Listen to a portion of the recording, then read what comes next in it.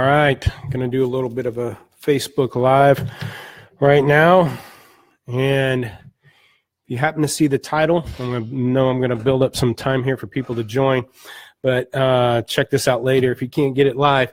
And I know I'm going to probably get some hate on this, and maybe people think I'm an idiot and won't listen to any more of my videos again. But as I was with my prior employer, got in a debate with one of the higher ups there a while back, because I was working on a workshop for what I called the 5 essentials or 5 steps of inventory management.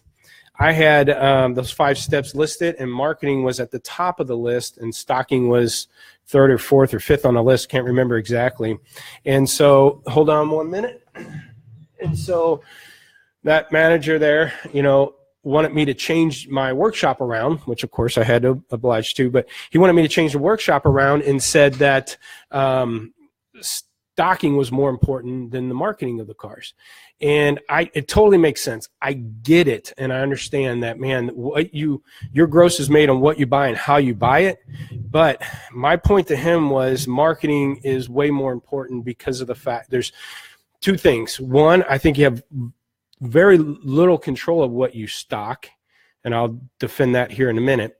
But 2, let's say you do buy the best cars out there, and you buy them at the best money out there, and you own them the best, but your marketing sucks. It takes you too long to get them online, 20 days to even get them online. You price them too high out the beginning because you got the right cars, and so your photos and descriptions aren't very compelling. And yet, if you have the right car, they'll say, well, the people will find you.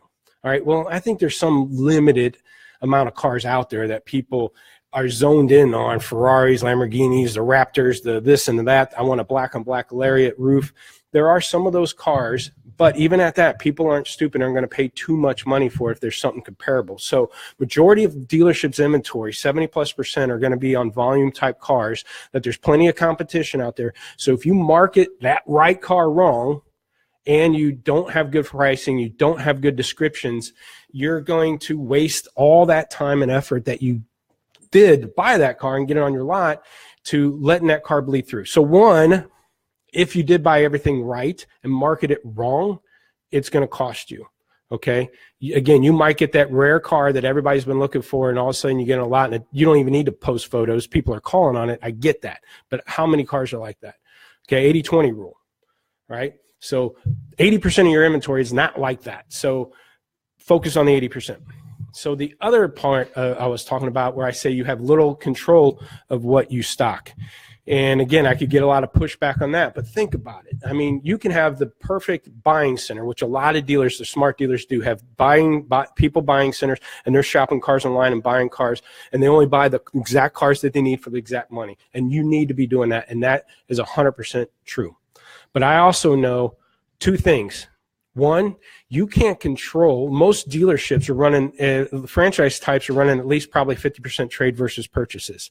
Unless you're a small franchise dealer, then you're probably 70% purchase and 30% trades. And if you're an independent, 80 to 90% of your cars are going to be purchases. So even if you're running at a 50% trade level, I'm telling you, then you had 50% of the cars you have on your lot, you had no control of what and how you bought, right? You can't control what cars show up on your lot today and what cars you're going to own and how good you're going to own it, right? Now, trades are better to sell, easier to sell, better gross, less likely to age, and you're the only bidder, hopefully, if they're not shopping you.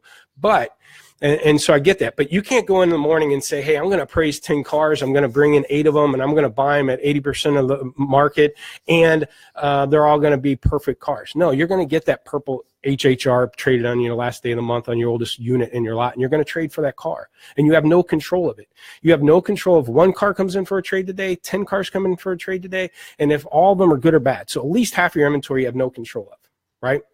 Now, you can back out of a deal or not step on it. You can not trade on purpose, but more times than not, you're ending up with vehicles that you don't want. Second thing you have little control of. You can take that auction list, 2,000 cars running, narrow it down to the 300 exactly right cars that you want, maybe even the 50, and narrow it down to the exact penny you're willing to buy it for. Then you go to the lane, and guess what? Everybody outbids you on all those cars, and you don't come home with any. Or seeing that you're empty-handed, maybe only get 1 or 2 of those 20, 30, 40 cars, 50 cars, 200 cars that you spent all that time on, and you only end up with 2 or 3 of them, but you need 20 to fill your lot. Well, guess what you do? You end up buying the rental rockets and the ones that you can actually get your hands on. And sometimes you end up paying too much for them. So my biggest thing is, now what? That's why I always focus on marketing first, because no matter what you end up training with or stocking, and again, I think you have a little bit of control. The dealers that have that buying centers that only buy and can get their hands on exactly what they want and when they want it, again, 50% of their inventory they had no control of because they're trades. But the other 50%, more power to you, and I agree. Hear me out. That's the right way to do it. More times than not, most dealerships don't have that luxury, and they're just scrambling to get what they can, and they do the best that they can. But if you're getting outbid on stuff, there's nothing you can do about it, but you need cars. So your biggest focus should be the marketing, how you're marketing that car. That goes down to the pricing of that car. How long are you going to shoot it to the moon and hope that somebody pays? You're going to price it too high for the 2 weeks, 3 weeks, 4 weeks, how long you can give that car, and then you start making adjustments. How fast you can get photos, descriptions on those cars. That, to me, if you're going to sit and focus, control, you can control. And again, I think you have very limited control on what you're buying. More dealers do a better job than others. Believe me, I'm just talking to masses here.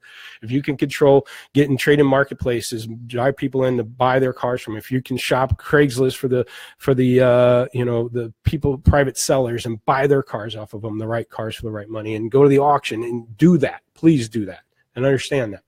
But again, at least half your inventory is probably trades that you had no say on a lot of those cars that you ended up with. 2 is you can have all the buy list that you want, but if people are outbidding you, you got to expand your horizons and get more cars. So if I'm going to focus on anything, if I went into a store today, I'm going to focus on how and what we have on the lot, how it's marketed, how it's priced, get the cars moving. And that's the now what.